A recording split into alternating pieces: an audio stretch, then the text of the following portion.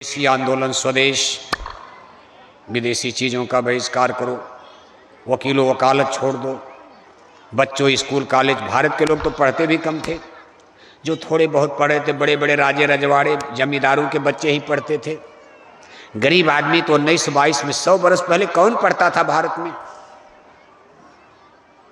राजे रजवाड़े, लेकिन उसी में से कुछ लोग निकले। कहा महात्मा जी की बात सही है, ऐसा नहीं सब राजे रजवाड़ा गड़बड़ थे, कुछ तो निकल भी गए। उन्हीं लोगों ने साथ भी दिया, उस समय छोटी जनता भी साथ लग गई। उस आंदोलन में एक विशेष बात देखने को मिलती, यही ताज्जुब होता। गांधी महात्मा ने कहा था आप लोग जाकर मांस और शराब की दुकानों पर धरना दो, लेनी है आजादी। इसमें मांस और शराब की दुकानों पर धरना देने की बात कहां से आ गई? ये चीज आज तक टिपिकल बनी हुई है। गांधी महात्मा ने ऐसा क्यों करवाया? इसी चीज को जिस दिन समझ जाओगे आपको बहुत बड़ा ज्ञान मिल जाएगा। गांधी महात्मा का विचार था कि मान लो अंग्रेज तो चले जाएंगे, आंदोलन बढ़ रहा है, जनता जाग रही है। गांधी जी के पास बड़ी स्टेमिना, शरीर तो कमजोर था, एक थप्पड़ कोई मार देता तो मर जाते। बढ़िया आदमी थे गांधी जी, कोई ठाकुर पंडित नहीं थे, तीर तलवार चलाने वाले मल्टी पावर घर से नहीं थे, राजा रजवाड़ा बढ़िया आदमी थे। उनके घर में पहले बाप दादे व्यापार करते थे, पिता फिर राजकोट में दीवान यानी मंत्री बनकर क्लर्क बाबू बनकर नौकरी करने लगे। गांधी महात्मा शरीर के बड़े दुबले पतले थे, एक थप्पड़ कोई मार देता तो गिरकर मर जाते। लेकिन गजब की पावर थी उस महामानव की। ले ली आजादी बिना खड़ग बिना ढाल, साबरमती के संत तूने कर दिया कमाल। लड़ी धरती पर तूने अजब ढंग की लड़ाई, न दागी कहीं तोप ना बंदूक चलाई। राजे महाराजे फेल हैं भारत में, और आज महात्मा गांधी सफल हो रहे हैं। देखो अंत तक अपने रिवॉल्यूशन को अंतिम मंजिल तक पहुंचा दिया। अंग्रेज उनका कुछ नहीं कर पाए, मारना तो चाहते थे, कई बार जेल में मरवा दिया जाए, जहर दे के मरवा दिया जाए, सीधे तो मारना नहीं चाहते क्योंकि जनता गांधी के साथ थी। पूरी जनता गांधी के साथ, जिधर चल दें जो कह दें जनता मानने को तैयार है। इतनी बड़ी धारणा जनता में आ गई थी कि भारत की जनता गांधी जी को चमत्कारी पुरुष मानने लगी थी कि चलो आंदोलन में चलो, अंग्रेज अगर गोली चलाएंगे। अब उन लोगों के पास तो गोली बंदूक भारतवासियों के पास था नहीं। लोगों का विश्वास हो गया था कि अगर गोली चलेगी तो गांधी महात्मा के प्रताप से गोली का असर नहीं होगा, गोली पानी हो जाएगी। जैसे आपको विश्वास है अपने गुरु महाराज पर, ऐसे उस समय जनता ने विश्वास कर लिया था। ये बात सही थी कि गलत थी? क्योंकि गोली कैसे पानी होगी? तमाम क्रांतिकारी मारे जाते थे, गोलियां चलती थी, मर जाते थे। फिर भी विश्वास जनता ने कहा ना ना मरोगे नहीं, चलो आगे बढ़ो। अंग्रेजों के पास गोली है, बंदूक है, बम है, और भारत की जनता नियति पेट में रोटी नहीं है। इसलिए गांधी महात्मा ने लड़ाई का तरीका बदल दिया। कहा मत लड़ो ऐसे, अंग्रेजों से लड़ना, राजे महाराजे लड़कर थक गए, हम आपको नहीं मारेंगे, आप हमको क्यों मारोगे? हम आपको गाली नहीं देंगे, आप गाली क्यों, हम आपसे अपील करेंगे। गांधी महात्मा का सत्याग्रह, असहयोग आंदोलन, सत्याग्रह, आगे चल करके भारत में एक स्थिति बदलती है। रूस में क्रांति पहले विश्व युद्ध के बाद हो गई 1917 में, जिसको रूसी क्रांति, कम्युनिस्टवाद आप कहते हो, कम्युनिस्ट सिस्टम, इसका असर भारत पर पड़ा और बंगाल पर पड़ा। यहाँ के तमाम लोग उस विचारधारा में आ गए। कहा भाई सीधी क्रांति किया जाए। गांधी महात्मा ने कहा मारे जाओगे। अंग्रेजों के सामने उनके पास बंदूक है, बम है, तोप है, तोर है, फौज है, पैसा है, तोप है, बंदूक है। हमारी जनता के पास पेट में रोटी नहीं है, सीधी लड़ाई क्या करोगे? 2 दिन रोटी नहीं मिलेगी, बंदूक क्या चलाओगे, लाठी? इसलिए हमारे सिस्टम से चलो लड़ाई। आउट नहीं होगे, एक ही रन बनेगा लेकिन आउट नहीं होगे। लेकिन उसी समय देखो कुछ क्रांतिकारी भारत में सीधी लड़ाई छेड़ दी, तमाम लोग मारे भी गए, फांसी पर चढ़ाए जाते थे। ऐसे समय में गांधी जी लोगों को लेकर कैसे उस आग में सीधे सीधे निकल रहे हैं। और एक बात उस महात्मा के दिमाग में देखो कितने दूरदर्शी थे। 1922 में 100 बरस पहले उन्होंने कांग्रेस स्वयं सेवकों से कहा था कि मांस और शराब की दुकानों पर धरना दो जाकर। मारना मत, यानी शराब पीने वालों को मारो आप, क्योंकि उनका तो अहिंसा का रास्ता था, मारपीट वहां थी नहीं, डंडा नहीं उठाना। कहा जो लोग शराब पीने उनको समझाओ, आप शराब की बुराई को बताओ, रोको उनको रास्ते में कि मत जाओ शराब खरीदने बेचने। शराब बेचने वालों को समझाओ, मांस बेचने वालों को, मछली बेचने वालों को समझाओ, खाने वालों को समझाओ। अब लोग इतने टेंट तो थे नहीं, क्या समझाओ, उसमें हिंदू मुसलमान सब बताओ।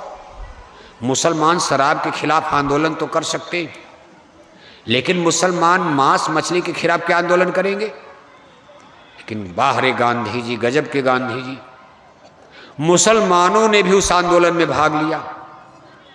तब मिस्टर जिन्ना साहब की मुस्लिम लीग नहीं बनी थी, अब आगे बनेगी, झगड़ा आगे बढ़ेगा। गांधी जी ने हिंदू मुसलमानों से वो काम करवा दिया जिसका भारत में कोई शानी मुकाबला नहीं है।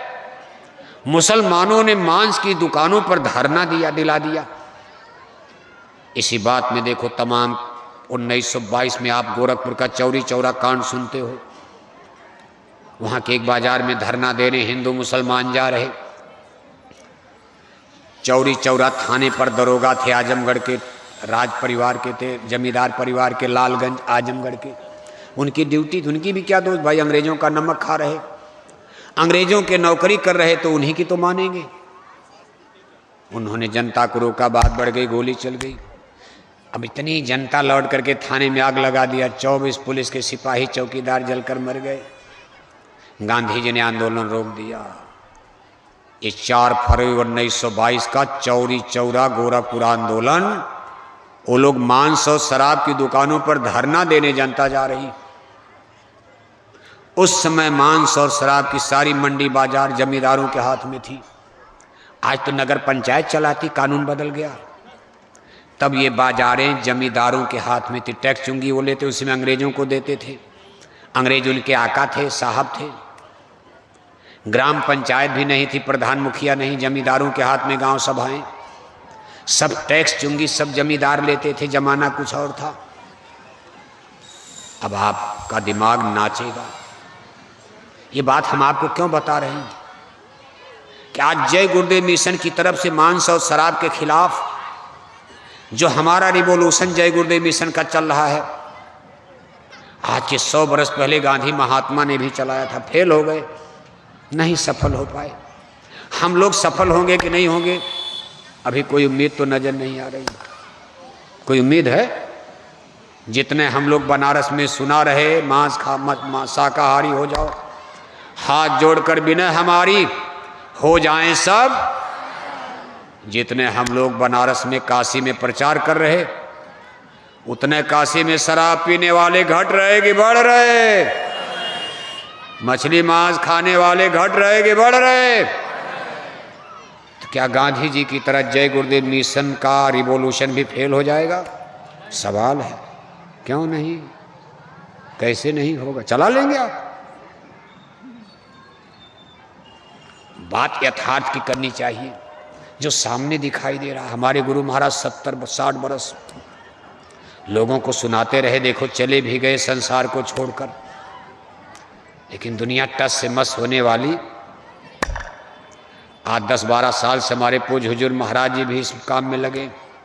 हमारे लाखों भाई बहन शाकाहारी जैकेट पहनकर, अब तो एक एक गांव गोद लेकर ये लोग घर घर जा रहे और लोगों से अपील हो रही कि हाथ जोड़कर विनय हमारी, हो जाएं सब, हो जाएं सब शाकाहारी। लेकिन काशी नगरी जब टस से मस नहीं तो मिर्जापुर क्या बदलेगा? भगवान भोले की नगरी काशी भी सुधरने को तैयार नहीं है। काशीवासी, जो धरती का सबसे बड़ी धर्म धरती है काशी, जब ये वेजिटेरियन काशी नहीं बनेगी तो वेजिटेरियन मिर्जापुर बनेगा, सोनभद्र वेजिटेरियन जंगल पहाड़ बनेगा। शुरुआत तो काशी अयोध्या ही करेगा, लेकिन काशी और अयोध्या में भी अभी ऐसी स्थिति, भगवान राम भी अयोध्या में बैठ गए, लेकिन अयोध्या के लोग अभी शाकाहारी बनने को तैयार। क्या करेंगे भगवान बताओ आप। गांधी चले गए, सुभाष चले गए, जनता रो रही है। सवाल जरूर होता कि गांधी महात्मा ने अंग्रेजों से लड़ने के रिवॉल्यूशन में, क्रांति में, लड़ाई में उन्होंने मांस और शराब को क्यों घसीट दिया? क्या गांधी जी संत थे? क्या गांधी जी लोगों को भक्ति मुक्ति का पाठ पढ़ा रहे थे? ये तमाम प्रश्न खड़ा होता। किताबें उनकी पढ़ो आप, इतिहास। देश के नेताओं ने इस सारे इतिहास को दबा दिया है। जनता को सही बात नहीं बताई गई अब तक। जैसे राम और कृष्ण का इतिहास दबा दिया, ऐसे महात्मा गांधी के इतिहास को दबा दिया गया है और उनके ऊपर तमाम कमेंट, कंप्लेन किए जाते हैं। जैसे कुछ लोग राम पर कमेंट करते हैं, कृष्ण पर कमेंट कर, ऐसे गांधी पर भी किया जाता है, लेकिन वो समझ नहीं पा रहे हैं, अनजान है, अज्ञान है। महात्मा गांधी इतने दूरदर्शी, उनका मानना था कि देश की जनता को तो हम जगा देंगे। इतना उनको 1922 आते आते विश्वास हो गया था, जब कांग्रेस की बागडोर उनके हाथ में आई और जनता को उन्होंने देखा, जनता का भाव, तो गांधी महात्मा को भरोसा हो गया कि हम भारत की जनता को जगा देंगे, ये जनता जाग जाएगी और जनता के जागने के बाद इतना बड़ा रिवॉल्यूशन खड़ा होगा कि अंग्रेज फिर भारत में टिक नहीं पाएंगे। जब सारी जनता बगावत करेगी तो कितनी गोली चलाओगे आप? एक न एक दिन भारत छोड़कर भागना पड़ेगा। और मान लो भारत की सत्ता हमारे देश के लोगों में हाथ में आएगी, डेमोक्रेसी, प्रजातंत्र आएगा, राजाओं का राज तो जाएगा, डेमोक्रेसी, प्रजा, एमपी एमएलए आएंगे। लेकिन अगर ये एमपी एमएलए राजाओं की तरह, अंग्रेजों की तरह शराब पिएंगे तो देश की जनता की तकलीफ जाने वाली नहीं है। गांधी महात्मा का मानना था शराब पी करके, पिलाकर रामराज नहीं आएगा, क्योंकि स्वराज के बाद रामराज लाने का सपना गांधी महात्मा ने ही देखा था। स्वराज के बाद भारत में रामराज आएगा। गांधी जी का मानना था कि अगर हमारे एमपी एमएलए शराब पिएंगे, मांस खाएंगे, शराब पिएंगे तो रामराज भारत में नहीं आएगा। इसलिए आज़ादी के बाद कानून में, संविधान में कानून बना दिया जाए कि भारत में कोई मांस की दुकान, शराब की दुकान नहीं रहेगी। लेकिन लोगों ने उसी बीच में अभी संविधान, उसीलिए संविधान देखो रुक रहा। 1947 आज़ादी सन 50 को लागू हो पाया, गांधी जी के मौत के बाद। गांधी जी लागू नहीं होने देना चाहते, करना हम जैसा कहें वैसा बनाओ, लिखो हमारी बात। देश की जनता अभी गांधी जी को मान, जो चाहते वही होता। लोगों ने गांधी जी की हत्या करवा दिया।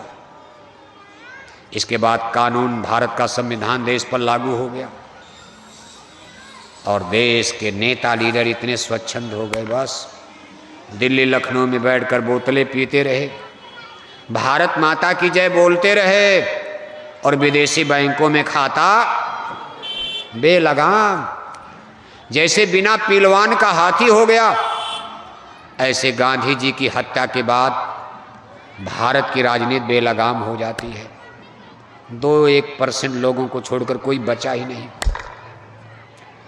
और अंत में देखो स्थिति आई कि भारत में मुर्गी पालन, मछली पालन, सूअर पालन खोलने का कानून बन गया। तो उसी समय हमारे गुरु महाराज ने भारत में ऐलान किया कि भाई ये क्या कर रहे हो, इससे रामराज आएगा। अंडे खिलाकर, शराब पिलाकर कोई माई का लाल भारत में रामराज ला पाएगा? जोर से बोलो, धीरे से नहीं, इसी में फैसला होगा। प्रचार करते करते मर जाओगे। काशी वाले अंडा उंडा छोड़ने वाले छोड़ेंगे। आप अपने बेटे बेटियों की मछली अंडा बीड़ी नहीं छुड़ा पा रहे हो, क्या बदलोगे काशी बनारस? फैसला तो ऊपर से होने जा रहा, लेकिन विश्वास रखना गांधी का मिशन तो फ्लॉप कर गया। जय गुरुदेव मिशन फेल नहीं होगा। आज 1 जनवरी सन 2025 9 वर्ष में आप इस चीज को समझ लो, क्योंकि गुरु महाराज ने कहा ये काम नहीं इंसान का, ये काम है भगवान का। काम अब शुरू हो गया है। जिस काम को भगवान ने अपने हाथ में ले लिया, उस काम को कोई रोक पाएगा? लेकिन हम आपसे पूछ रहे हैं, जोर से बोलो आप, इतना जोर से बोलो कि आपकी आवाज बनारस से निकलकर लखनऊ तक पहुंच जाए नए साल में। 1 जनवरी सन 2025 लग गया, दोपहर की बेला है, सूरज ढलने जा रहा।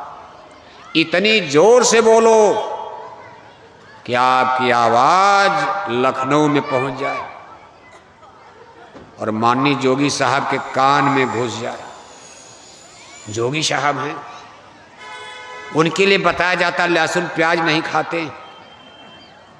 माननीय जोगी साहब बीड़ी तक नहीं पीते। दिल्ली में आवाज पहुंचाना तो बेकार है, क्योंकि गुरु महाराज का कथन है कि दिल्ली की गद्दी पर बैठकर कोई माई का लाल भारत की गरीबी को नहीं दूर कर पाएगा।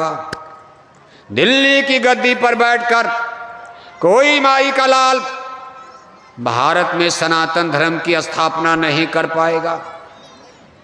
भगवान राम को भी दिल्ली में बैठा दो, हम नहीं करे, गुरु महाराज कहते थे।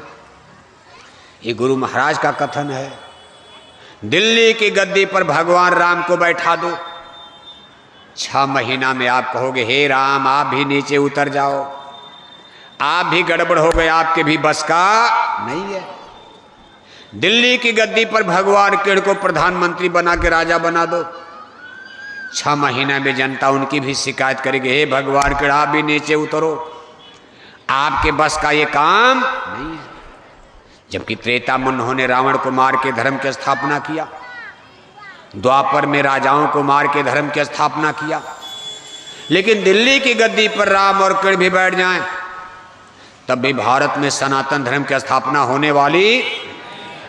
लखनऊ से आशा कर सकते हो, बगल में पटना है, पटना से आशा कर सकते हो, पश्चिम में जयपुर से आशा कर सकते हो, अयोध्या से आशा कर सकते हो, काशी बनारस से आशा कर सकते हो, मथुरा से आशा कर सकते हो, लेकिन दिल्ली से कोई आशा।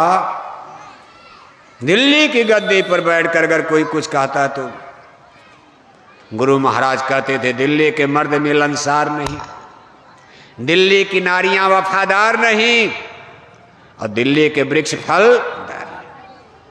दिल्ली की धरती मरुभूमि इंद्रप्रस्थ इसको कहा जाता है। दिल्ली की धरती पर देखो इतने पितृभक्त श्रवण कुमार अपने माता पिता को चारों धाम करा करके जब दिल्ली क्षेत्र में पहुंचे जमुना के किनारे, तो उनकी भी बुद्धि भ्रष्ट हो गई, कांवर पटक दिया। अरे कहा हम आप लोगों के नौकर नहीं हैं कि हम चल करके आप लोगों को जीवन भर यात्रा कराएं। पिताजी ने कहा बेटा अरे तुम हो कहाँ, ये कैसे कह दिया? अरे कहा कुछ नहीं, अब हम आपको नहीं आगे नहीं जाएंगे। कहा बस तुम हो कहाँ? कहा इंद्रप्रस्थ जमुना के पार इन पर दिल्ली। उनके पिताजी जानते थे दिल्ली इंद्रप्रस्थ के बारे में कि मरुभूमि है, बुद्धि पागल जमीन का असर है। कहा बेटा ठीक है हमको मत जमुना पार करा दो, जमुना पार करके छोड़ के चले जाओ, हम लोग अपना अंधे अंधे जो भी होगा गुजर बसर करेंगे, लेकिन जमुना नदी पार करा दो, उस पार ले चलो। जब जमुना के इस पार आए तो श्रवण कुमार की बुद्धि सही काम करे। कहा मैंने अपने माता पिता को ऐसा कैसे कह दिया, मेरी बुद्धि क्यों पागल हो? तब पिताजी ने कहा बेटा तुम्हारा दोष नहीं है, वो दिल्ली इंद्रप्रस्थ की धरती का दोष है। ये मरुभूमि है, मृतक धरती है, इस पर कोई राजा सफल नहीं हो पाया। जिन जिन राजाओं ने दिल्ली पर बैठ के राज किया उनका विनष्ट हो जाते। धरती पर धर्म की स्थापना उज्जैनी से होती, अयोध्या से होती, मथुरा से होती। दिल्ली से कभी राम राय, कभी अयोध्या से आएगा, कभी मथुरा से, कभी हस्तिनापुर से। उज्जैनी नगरी है, ये सब चीजें हैं, काशी है, बनारस है, दिल्ली उल्ली नहीं। इसलिए आप भी दिल्ली से आशा मत करना, लेकिन लखनऊ आवाज पहुंचाओ। अगर माननीय जोगी साहब